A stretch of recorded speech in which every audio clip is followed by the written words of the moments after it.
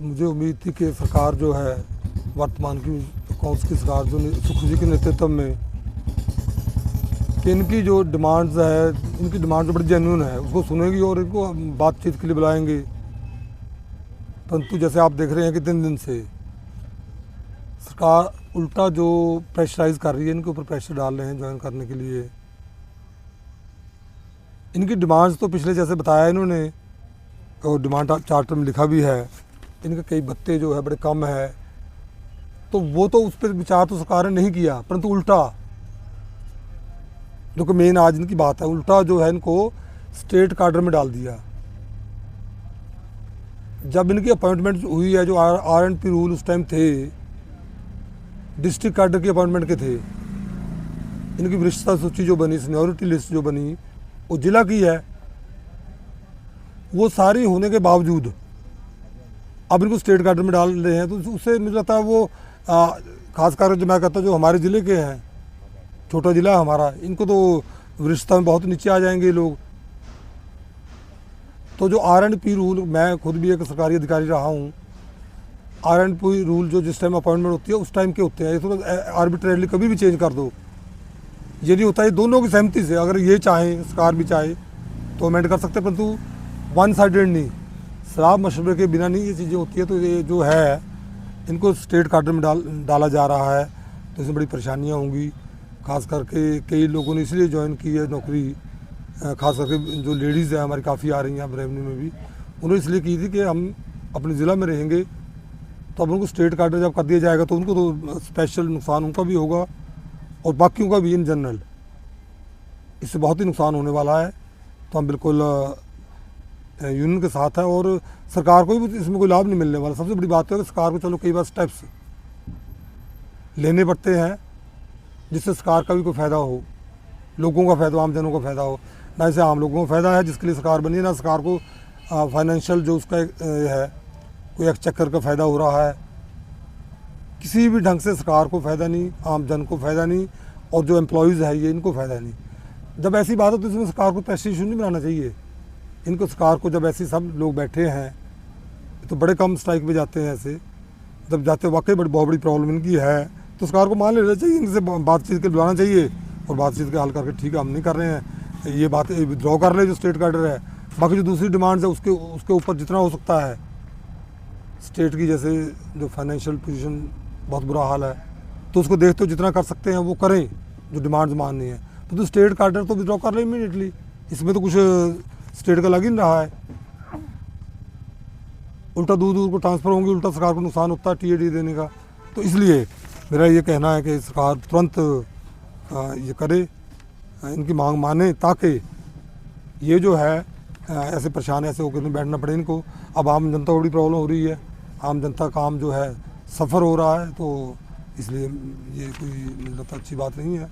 और मैं बिल्कुल इनके साथ हूँ, सरकार से ये निवेदन करता हूँ कि इनकी बात को मानने के लिए, इनसे बातचीत के लिए इनके बुलाएं और इस बात को प्रेस्टीज नाम रखें। कोई सरकार जो होती है जनहित के लिए होती है और इनकी नौकरी भी जनहित में ही है, तो इनको स्टेट कार्डर में लाने में कोई जनहित मुझे नहीं दिखाई देता है। तो इसलिए इमीडिएट विड्रॉल होनी चाहिए ऑर्डर जो है। बाकी आगे जो भी ये कहेंगे हम उनके साथ हैं, और अभी कर लें अच्छी बात है, नहीं करेंगे तो जब हमारी सरकार आएगी तो अब हम देखेंगे। इस टाइम तो हम यही कह सकते हैं, सरकार मिला तो हमारी जल्दी आ जाएगी, जैसे सरकार के काम है इसके हिसाब से बहुत लंबे समय तक चलने वाले नहीं हैं, तो ऐसा होने वाला है। भूपेंद्र शर्मा है और मैं पटवार और कानगो महासंघ इकाई उप तहसील पंजहरा का सचिव हूँ सर। सबसे पहले तो आपका धन्यवाद सर, जो आप हमारे बीच हमारा पक्ष जानने के लिए पहुँचे। सर आज हमारी हड़ताल को जो है ये 8 दिन हो चुके हैं और हम लगातार सरकार से ये गुहार लगा रहे हैं कि आपने ये अचानक से जो जिला कैडर से स्टेट कैडर कर दिया है, इस निर्णय को आप वापस लें। इस संदर्भ में पूर्व में भी सरकार से हमारी वार्ता हुई सर। लास्ट ईयर 2024 में भी ये गतिरोध थोड़ा उत्पन्न हुआ था, तो सरकार ने हमसे सरकार मिली भी थी और विस्तृत वार्ता भी हुई थी। तो सरकार ने हमें आश्वस्त किया था कि हम आपका कैडर चेंज नहीं करेंगे और इसके एवज में अगर कोई ट्रांसफ़र पॉलिसी है तो हम वो लेके आएंगे। इसके अतिरिक्त हमारी बहुत सी मांगे थी जो हम पूर्व में भी सरकारों से करते रहे हैं, और ये जब नई सरकार आई थी तब से ही हम सरकारों के समक्ष विभिन्न मंचों से रखते रहे हैं। तो उन मांगों पे तो कभी भी सरकार का कोई ध्यान नहीं गया, उल्टे सरकार ने अब स्टेट कैडर कर दिया है। सर, सबसे पहले मैं बताना चाहूँगा कि इस स्टेट कैडर से क्या परेशानी हो रही है। सर, जहाँ तक मैं अपनी बात करूँ, मैं एक एक्स सर्विसमैन हूँ। मैंने भारतीय वायुसेना में 20 वर्षों तक काम किया है। तो अपनी भारतीय वायुसेना में रहते हुए मैंने देश के विभिन्न इलाकों में, दुर्गम क्षेत्रों में, फील्ड एरिया में भी काम किया सर, और अपनी फैमिली से दूर रहा हूँ। अब जब मैंने यहाँ पे राजस्व विभाग में ज्वाइन किया तो मैंने ये सोच के ज्वाइन किया कि ये एक जिला कैडर की पोस्ट है और मेरे घर पे कुछ परेशानियाँ हैं, तो ताकि मैं अपने ज़िला में रहते हुए अपने घर को भी देख सकूँ और राजस्व विभाग को भी अपनी सेवाएँ दे सकूँ। अब सर, अचानक से किसी भूतपूर्व सैनिक को, जहाँ की सरकार को भूतपूर्व सैनिकों के लिए कल्याणकारी नीतियाँ अपनानी चाहिए, वहाँ पे सरकार ने इन सैनिकों को जो है स्टेट कैडर कर दिया सर। तो उनका परिवार भी सर डिस्टर्ब हो गया। दूसरी बात सर, महिलाओं की, महिलाएं भी यही सोच कर आई हैं। यहाँ पे आज की डेट में जितने भी पटवारी और कानगो हैं सभी पढ़े लिखे युवा हैं सर, क्योंकि रोज़गार नहीं होता है, इसीलिए छोटा रोज़गार भी अपनाने में ये गुरेज नहीं करते हैं। ये भी यही सोच के आए कि इनके भी कोई ना कोई अपने घर में प्रॉब्लम्स थी, इनके पास बेटर एवेन्यूज़ थे, स्टेट में जा सकते थे, सेंटर में भी जा सकते थे, कोई अन्य कार्य भी कर सकते थे, लेकिन कम तनख्वाह होते हुए भी इन्होंने यहाँ पे ज्वाइन किया। अब सर, इन्होंने, सरकार ने जो स्टेट कैडर किया है, सरकार को इसके ऊपर विचार करना चाहिए। हमारा सिर्फ यही आग्रह है। दूसरी बहुत बड़ी बात यह है सर कि इससे जो हमारी सीनियरिटी लिस्ट है, सीनियरिटी लिस्ट अभी तक डीसी ऑफिस में मेंटेन होती है। जब भी कोई पटवारी का बैच पास आउट होता है, उसकी सीनियरिटी लिस्ट हमारे उपायुक्त कार्यालय सोलन में मेंटेन होती है। हमारा ज़िला एक तो छोटा है सर, रिप्रेजेंटेशन में छोटा है अन्य ज़िलों के मुकाबले। अब उस सीनियरिटी लिस्ट, जब वो लिस्ट पूरी जम्बल्ड अप हो जाएगी स्टेट कैडर करने के बाद, तो जो आज प्रमोशन के मुहाने पे खड़े हुए हैं कुछ हमारे जो कानगो बनने वाले हैं, उनकी प्रमोशन, पदोन्नति उनकी निश्चित तौर पे डिले होने वाली है, कई वर्षों तक डिले।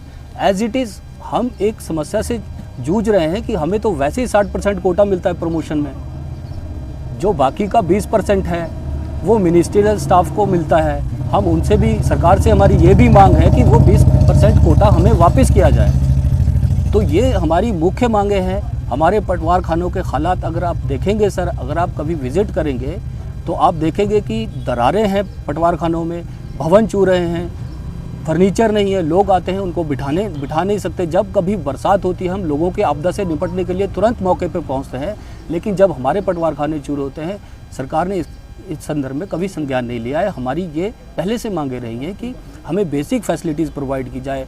अभी आप देख रहे हैं कि डिजिटलाइजेशन हो रहा है, 2001-2002 से डिजिटलाइजेशन का काम शुरू हो गया है, लेकिन आज दिन तक पटवार भवनों में ना कोई इंटरनेट की सुविधा है, ना प्रिंटर की सुविधा है। अगर एक कागज़ भी हमें कोई ज़ेरॉक्स करना है तो हमें कहीं किसी दुकान पे भागना पड़ता है, या जो हमारे पास साइल आते हैं उनको भगाना पड़ता है।